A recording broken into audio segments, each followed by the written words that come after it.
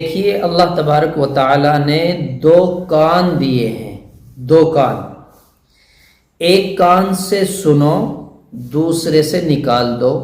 جو بات آپ کے من کی نہ ہو، آپ کی پسند کی نہ ہو، آپ کو اچھی نہ لگے، ان باتوں کو سنی انسنی کر دیجئے۔ دیہات میں مثال دیتے ہیں کہ کسی نے آپ کو کچھ کہا، وہ بات اچھی نہیں تو دوسرے کان سے نکال دیجئے۔ لیکن دل اللہ نے ایک ہی بنایا ہے، کان دو بنائے، سنی انسنی کر دیجئے۔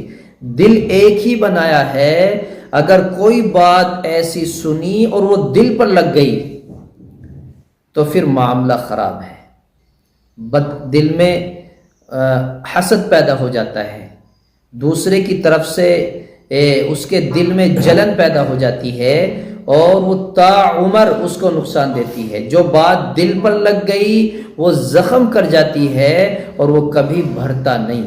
اس لیے ہمیشہ آپ بھی کسی کو ایسی بات نہ کہیں کہ کسی کے دل پر لگ جائے، اور کوئی آپ پر وہ بات کہے تو آپ بھی اپنے دل پر اس کو نہ لگائیں، ایک کان سے سنیں، دوسرے سے نکال دیں۔ اچھی بات رہے تو اس کو اخذ کر لیں، محفوظ کر لیں۔